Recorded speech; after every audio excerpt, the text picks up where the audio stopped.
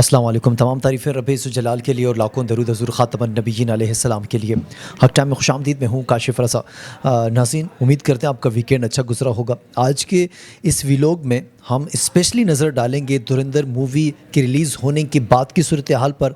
आया वो मूवी क्यों बनाई गई इंडिया की जानिब से, और इसके अलावा उसके जवाब में पाकिस्तान ने भी फ़ैसला किया है कि मेरा लियारी के नाम से एक फ़िल्म बनाने जा रहे हैं, वो लियारी की सकाफ़त पर, लियारी की तारीख़ पर।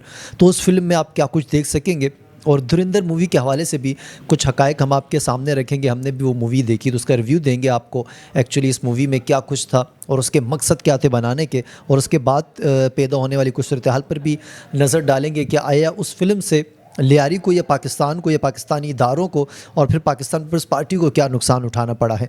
और उसके अलावा सरदार रहमान बलोच के हवाले से बात करेंगे, चौधरी असलम साहब के हवाले से बात करेंगे, दीगर कुछ कैरेक्टर हैं जिस पर हम मुख्तसर सी नज़र डालेंगे। और उसके अलावा नाज़रीन, इस वीकेंड पर ऑस्ट्रेलिया में दहशतगर्दी का वाक़या पेश आया, वहाँ पर एक मुसलमान हीरो बन कर उभरा। उस हवाले से दुनिया भर में उसके बारे में बात की जा रही है, उसे खराज तहसीन पेश किया जा रहा है, उसे हीरो करार दिया जा रहा है। यहाँ तक कि अमेरिकी सदर डोनाल्ड ट्रंप ने भी उस हवाले से अपनी एक पोस्ट शेयर की है, वो हम आपके सामने रखेंगे। दीगर कुछ और भी ख़बरें होंगी आज के इस व्लॉग का हिस्सा। उससे पहले आपसे रिक्वेस्ट नाज़रीन, अगर आपने अब तक हमारे चैनल को सब्सक्राइब नहीं किया तो चैनल को सब्सक्राइब कर लीजिए। वीडियो पसंद आए तो उसे लाइक, शेयर और कमेंट सेक्शन में अपनी राय भी ज़रूर दिया करें। सबसे पहले नाज़रीन बात कर लेते हैं उस फिल्म के हवाले से। पाकिस्तान भारत की प्रोपेगेंडा फिल्म धुरंधर के जवाब में मेरा लियारी के नाम से एक फ़िल्म बनाने जा रहा है, और उसमें असल और मुस्बत तस्वीर दुनिया के सामने उजागर करने की कोशिश करेगा पाकिस्तान। भारतीय फिल्म धुरंधर में रणवीर सिंह, अक्षय खन्ना, अर्जुन रामपाल, आर माधवन और संजय दत्त ने मरकज़ी किरदार अदा किया है। फिल्म में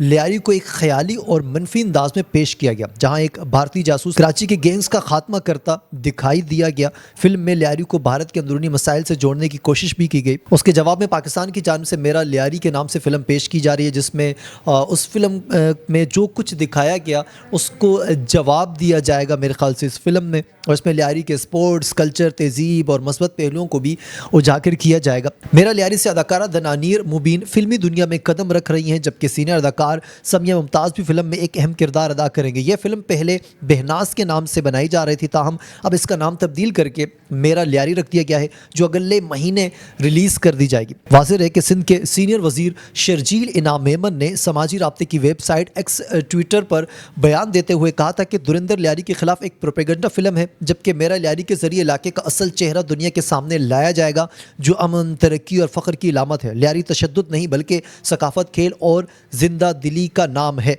फिल्म के ऐलान के बाद सोशल मीडिया पर एक सारिफ ने लिखा कि इस फिल्म का बेसब्री से इंतज़ार है, जबकि दूसरे ने लिखा कि भारतीय प्रोपेगेंडे के जवाब में इसे आलमी सतह पर पेश किया जाना चाहिए। मेरे ख्याल से ये राय काफ़ी ज़्यादा बेहतर है, क्योंकि इंडिया ने भी अपनी फ़िल्म आलमी सतह पर पेश की, तो अब पाकिस्तान को भी चाहिए कि मेरा लियारी के नाम से फ़िल्म को आलमी सतह पे पेश करे। और इसके अलावा नाज़रीन, अगर फ़िल्म की बात करें, धुरंधर फिल्म जो बनाई गई उसमें चौधरी असलम का किरदार अदा कर रहे थे संजय दत्त, जबकि रहमान बलोच साहब का किरदार अदा कर रहे थे अक्षय खन्ना। अब उसमें एक तो वो ये है कि पूरी फिल्म जो घूम रही है वो अक्षय खन्ना के इर्द गिर्द, यानी कि रहमान डकैत के इर्द गिर्द घूम रही है। और उसमें ये बताया गया कि किस तरीके से एक स्पाई आता है इंडिया का, और वो आके कराची में सेटल हो जाता है और फिर उस गैंग को ज्वाइन करता है। और वो फिर ये बताया गया उस फिल्म के कि असल में गैंग कराची का किस तरीके से चल रहा था, इंडिया को क्या नुकसान हो रहा था, और बलोच कौम जो है वो कितनी बेवफा है, वो हमेशा से चाहती है पाकिस्तान को नुकसान पहुँचाना। तो यानी कि पाकिस्तान के दाखिली अंदरूनी मामलात में दखल दिया गया, और वो चीज़ें दिखाई कि जो शायद थी ही नहीं।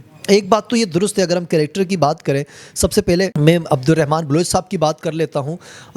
वो एक तरफ तो उन्हें डकैत, गैंगस्टर और खौफ की इलामत समझा जाता था, जबकि दूसरी तरफ अगर लियारी की लोगों की बात करें तो बहुत सी वीडियोस, बहुत से इंटरव्यूज़ मौजूद हैं। हमने भी अपने गुज़िश्ता दिनों एक इंटरव्यू में जब रहमान बलोच साहब के भतीजे असद खान अशारी साहब का इंटरव्यू किया था, तो हमने उनसे पूछा था कि असल में अब्दुर्रहमान बलोच क्या मसीहा हैं या फिर वो डकैत या गैंगस्टर हैं। तो उन्होंने बहुत एक अहम इंकशाफ किया हमारे सामने। उन्होंने कहा कि अब्दुर्रहमान बलोच साहब पर कभी भी उनकी ज़िंदगी में कभी कोई डकैती के एफआईआर नहीं काटी गई। तो मेरे लिए तो ये हैरानकुन था, क्योंकि हमने मीडिया, सोशल मीडिया पे हर जगह रहमान डकैत ही सुना था। तो ये भी इंटरेस्टिंग था कि उस पर एफआईआर कभी डकैती की हुई नहीं। और दूसरी जानिब उन्होंने ये एतराफ़ किया कि हाँ, हमारी दुश्मनियाँ ज़रूर रही हैं, लेकिन वो चीज़ हम पर डाली गई जो शायद हमारे साथ ताल्लुक़ ही नहीं रखती थी। ये नहीं कि हम बुरे ज़रूर थे, लेकिन मज़ीद बुरा बनाकर पेश किया गया और हमें सुना ही नहीं गया। तो ये पॉइंट भी काफ़ी दुरुस्त है नाज़रीन, कि मीडिया में कभी उस साइड को जगह ही नहीं दी गई कि वो आकर डिफेंड करें, ख़ुद को बताएं कि असल में हम क्या थे और हमें क्या बना के पेश किया गया। तो लियारी के लोग ये समझते हैं कि सरदार अब्दुर्रहमान बलोच हमारे लिए एक सरदार, एक हीरो, एक मसीहा था, जबकि मीडिया और दीगर तबकात ने उसे डकैत बनाकर पेश किया। तो इसका फ़ायदा भी आज इंडिया ने उठाया, हम सब ने देखा। और फिर अगर चौधरी असलम साहब की बात करें तो वो उनके बारे में ये मशहूर था कि वो इनकाउंटर वग़ैरह करने में काफ़ी स्पेशलिस्ट माने जाते थे। तो वो कैरेक्टर भी इंडिया ने अपनी तरफ से मज़ीद उसमें तड़का भड़का लगा के पेश किया। और बाकी जितने भी कैरेक्टर उन्होंने पेश किए, ज़ाहिर उन्होंने तो पाकिस्तान की भलाई कभी करनी ही नहीं थी, पाकिस्तान का थोड़ी सोचना था। उन्होंने वो चीज़ पेश करनी थी जिससे पाकिस्तान को नुकसान हो सकता था, और उन्होंने अपनी भरपूर कोशिश की इस हवाले से। और दीगर कुछ कैरेक्टर की भी बात करें, अब देखना ये होगा नाज़रीन कि मेरा लियारी फ़िल्म जो आती है, एक तो ये पाकिस्तान के आलमी सतह पर इसे रिलीज़ कर पाता है या नहीं, दूसरा ये लियारी की सकाफ़त को किस तरीके से बेहतर दिखा सकती है, और ये हम देखेंगे। तो आप हमें कमेंट करके बताएं क्या आप भी इंतज़ार कर रहे हैं मेरा लियारी फ़िल्म का, और आप भी चाहेंगे उसको देखना। और दूसरी जानब नाज़रीन, जो हमारे मशरिक़ वस्ती के ममालिक हैं, जिसमें यूएई, कतर, सऊदीया और दीगर जितने भी अरब ममालिक हैं, इन तमाम में धुरंधर मूवी को बैन कर दिया गया था, जिससे ज़ाहिर तकलीफ़ भी हुई इंडिया वालों को। लेकिन पाकिस्तान मुखालिफ फ़िल्म आप बनाएंगे तो जो पाकिस्तान के दोस्त ममालिक हैं वो आपको वहाँ पर कभी भी इस तरह की फ़िल्म चलाने का हरगिज़ मौका नहीं दे सकते। अब नाज़रीन, कुछ दीगर ख़बरें भी शामिल कर लें आज के व्लॉग में, क्योंकि हमने आपको बताया था कि हम करंट अफेयर्स के हवाले से जो हमारी सपहर की व्लॉग होगा, इसमें हम करंट अफेयर्स की बात करेंगे। तो इस वीकेंड पे एक ऑस्ट्रेलिया में वाक़या पेश आया, दहशतगर्दी का वाक़या था। तो उसमें एक मुसलमान शख्स अपनी जान की परवाह किए बग़ैर वो जाता है, दहशतगर्द को पकड़ता है, उससे राइफ़ल छीनता है। तो गोया वो एक हीरो बन चुका है इस वक्त। और सबसे अहम बात यह है कि वो मुसलमान था, और अब देखना ये था कि दुनिया किस तरीके से रिएक्ट करती है इसके ऊपर। तो खुशाइन ये है कि दुनिया ने उसे अपना हीरो करार दिया। तो इसमें कुछ बयान वगैरह भी हैं, वो मैं आपके सामने रखता चलूँ। पाकिस्तान में ऑस्ट्रेलिया के हाई कमिश्नर टिमोथी कैन ने कहा कि सिडनी वाक़या सयाह दिन है, लोगों की ज़िंदगी बचाने वाला मुस्लिम शहरी ऑस्ट्रेलिया का हीरो है। और अगर बात करें नाज़रीन डोनाल्ड ट्रंप की, तो अमरीकी सदर डोनाल्ड ट्रंप ने ऑस्ट्रेलिया के शहर सिडनी में पेश आने वाले फायरिंग के वाक़ये की शदीद अल्फाज में मज़म्मत भी की। और उन्होंने मज़ीद कहा कि सिडनी हमला खौफनाक, हमला आवर को रोकने वाला शख्स बहादुर और काबिल एहतराम है, ये कहना है डोनाल्ड ट्रंप का। अब इसमें एक प्रोपेगेंडा भी नाज़रीन किया जा रहा है, हम उस पर भी ज़रूर बात करेंगे। भारत और अफ़गानिस्तान ने सिडनी में फायरिंग के वाक़ये को पाकिस्तान से जोड़ने का प्रोपेगेंडा शुरू कर दिया है। भारतीय और अफगान सोशल मीडिया अकाउंट्स ने सिडनी के रिहायशी पाकिस्तानी नौजवान नवीद अकरम को हमला आवर करार दे दिया।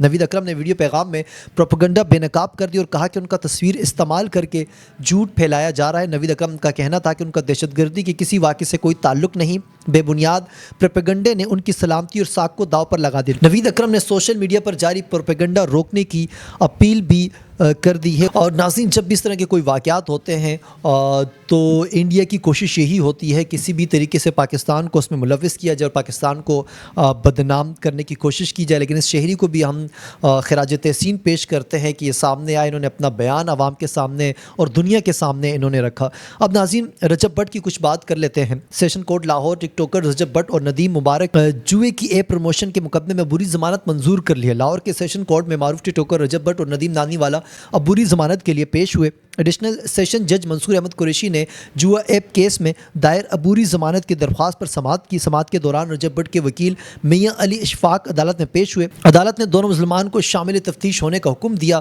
जबकि 6 जनवरी तक रजब भट्ट और नदीम नानी वाले को गिरफ्तार करने से रोक दिया है। ये बहुत अहम पेशरफ्त है इन दोनों के लिए।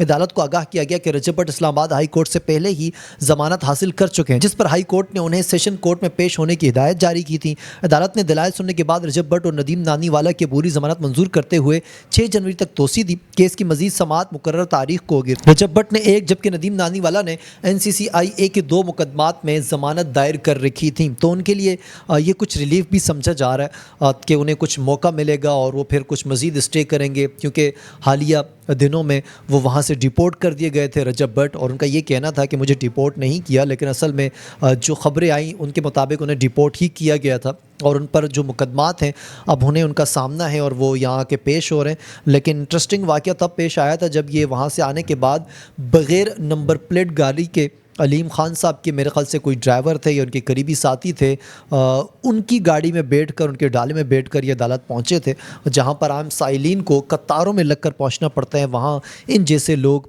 जिनके कुछ राब्ते वास्ते होते हैं, ये बग़ैर नंबर प्लेट की भी इनकी गाड़ियाँ अंदर तक चली जाती हैं। नाज़रीन, मुझे इजाज़त दीजिए, कल होगी आपसे एक बार फिर मुलाकात। अल्लाह हाफ़िज़ एंड पाकिस्तान ज़िंदाबाद।